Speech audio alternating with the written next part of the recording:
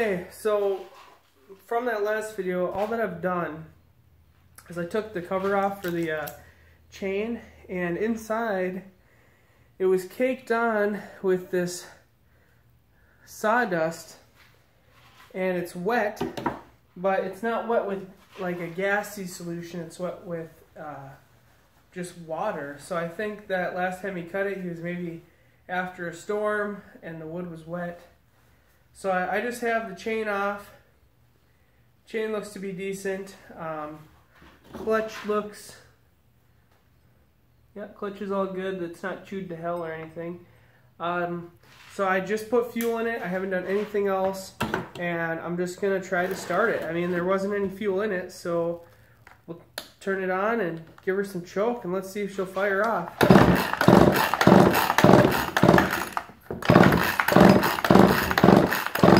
Now, granted, remember, this hasn't had fuel in it for a while, so it could be gunked up, or it just might take a minute here, as she's old. But it's on.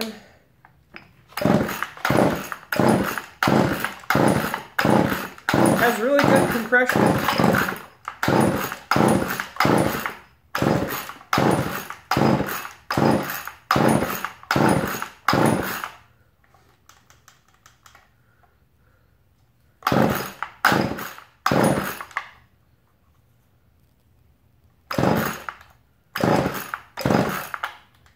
Taking the choke off one. Alright, so we are going to take out the spark plug, and we will give that a look and see what it is. This reminds me of like a bush, I wouldn't say a bush saw, but maybe like a trail saw. Of course, natural spark plug one's maybe too big. Seems to have a regular size 3/4 inch spark plug, so that's good. Now, if you guys know, I haven't done any research. Holy buckets, that's tight. I haven't done any research. Holy shnikes on this thing at all. So if you guys know anything about it, maybe a year. I mean, this is pre-safety, so she's pretty oily. So I'll show you guys the trick for that. It's pretty simple. Let me just grab my tools here. Learned this a long time ago. It's a really easy trick. So you take your goopy spark plug, you burn it off. That's all there is to it.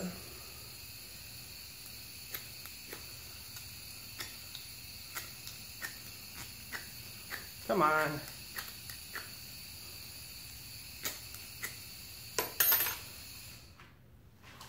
All right. Oh, I guess I could just do this the easy way.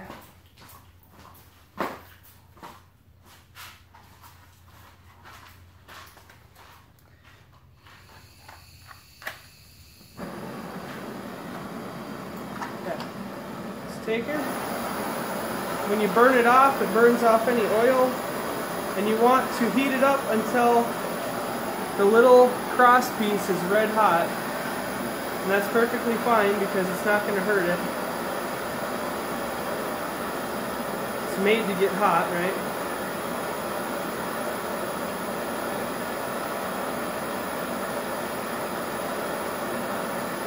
It's taking a lot of heat.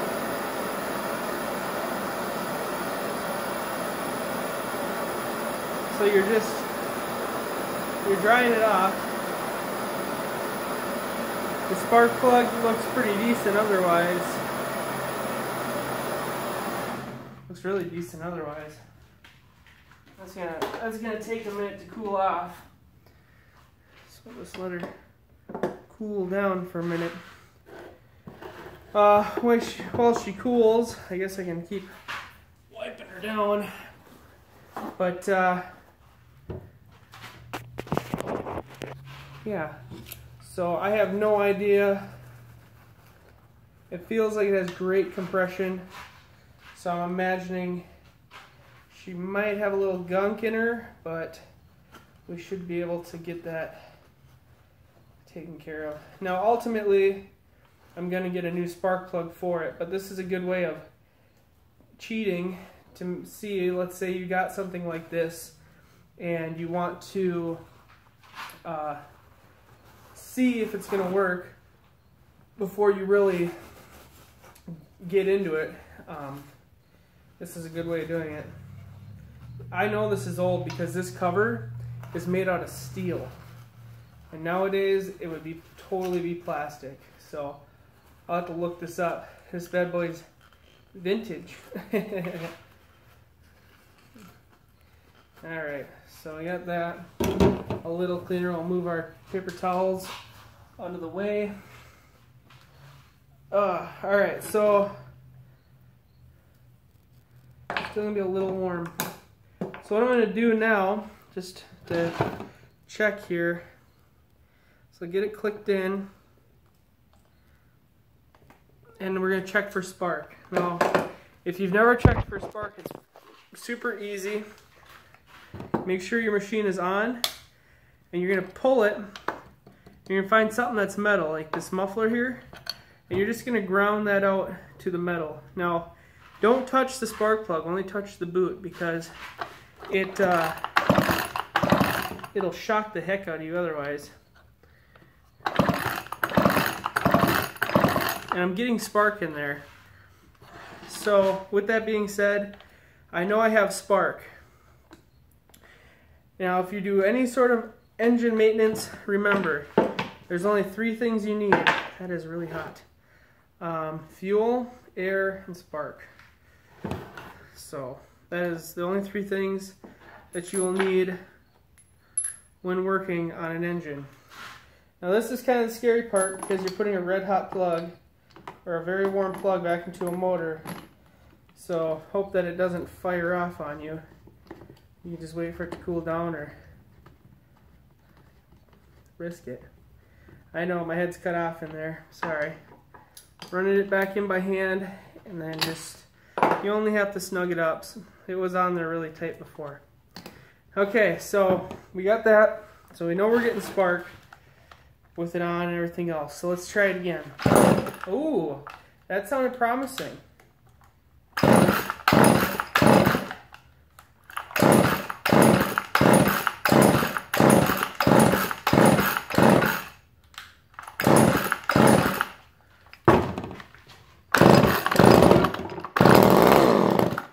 It was a little flooded from before.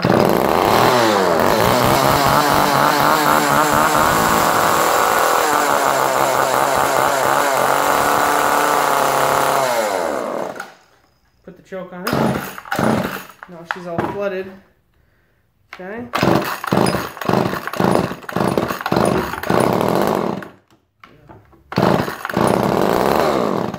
She's still flooded.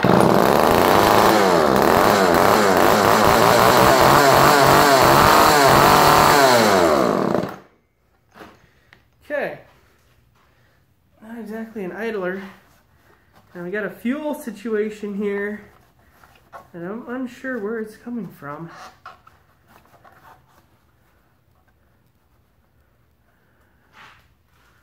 Okay.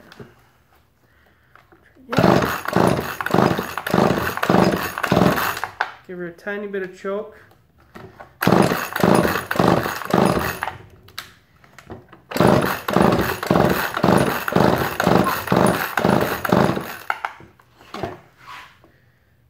So, we know that it runs. That's a really good sign. That's a really good sign. Sounded good.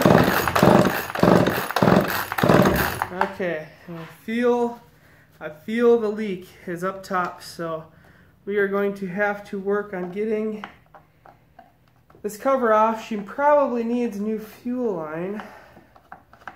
Got some old line here. It might be rotted off pretty bad. Just gonna take a flat hand and a Phillips. If you're wondering why I'm panting, it is extremely hot in this garage tonight. Probably 80 degrees at least. It's cooking in here. It's gross. Okay. I only needed this one. Okay. Alright, so the fuel line in this model goes up through the handle. And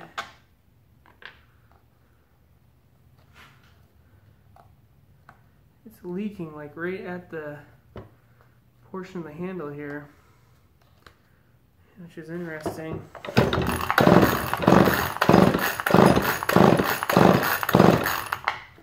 Very interesting.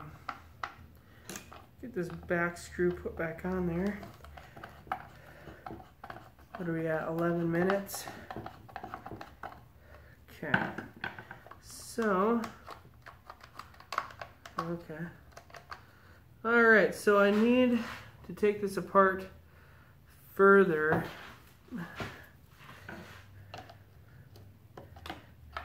It's going to involve removing the handle here.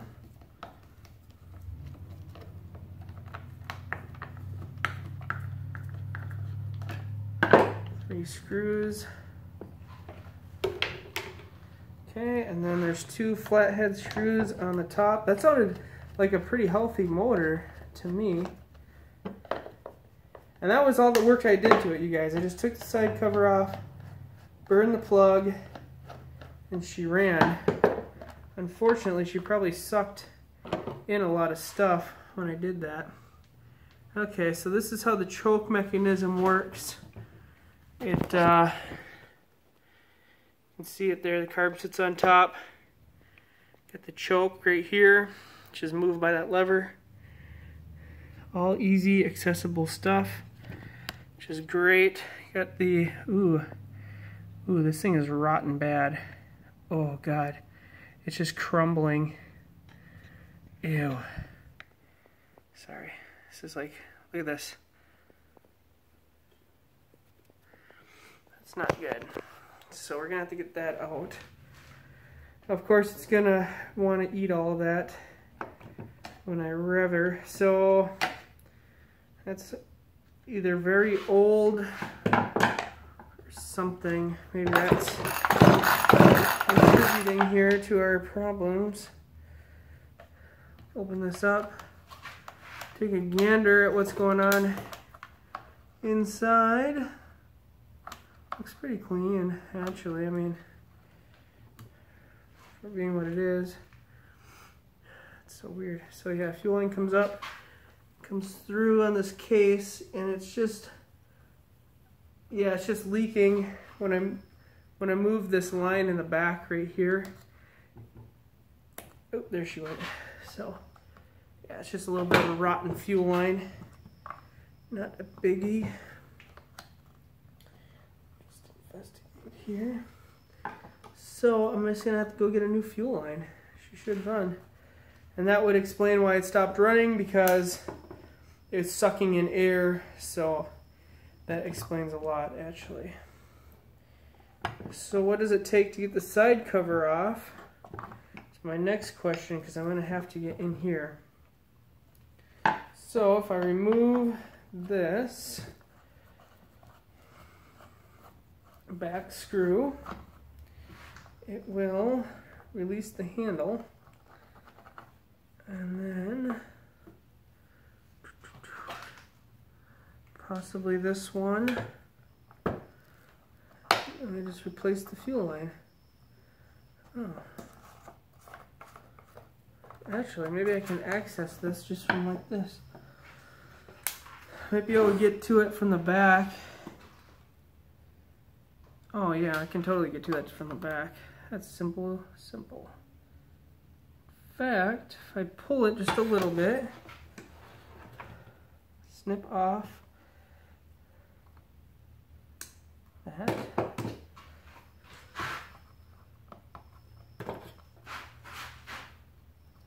yank off this piece right here. Shoop.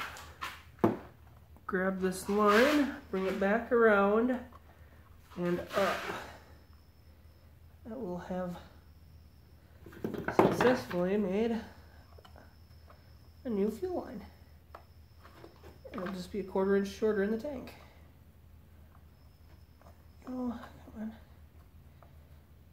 This is the part that takes a little bit of bow dangling.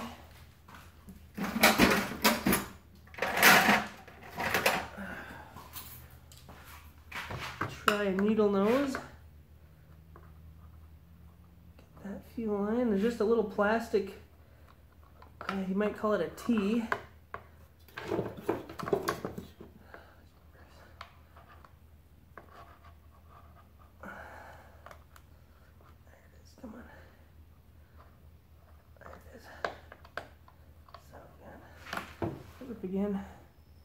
Ripped again, yeah, so I might not be able to, definitely gonna have to get a new fuel line, but I can.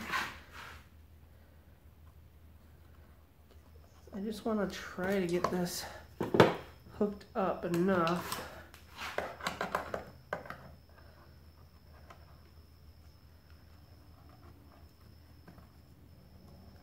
There it is. Okay. Okay, there's our fuel line. I got the choke going.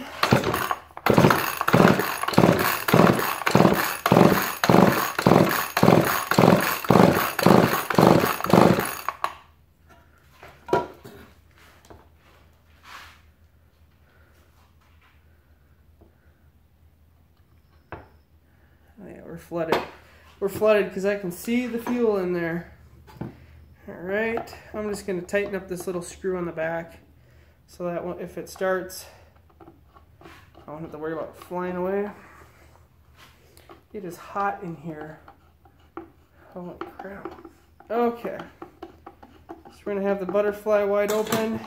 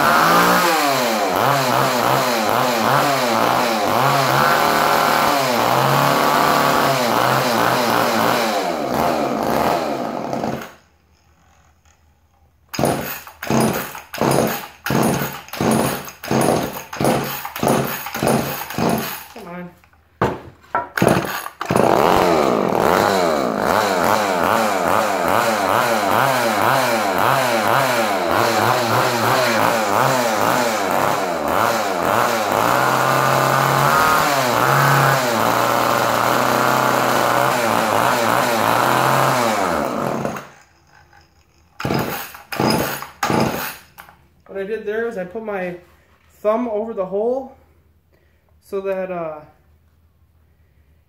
when you do that, it creates a vacuum and it sucks all of the fuel through all the little holes. Wife's here, gotta go.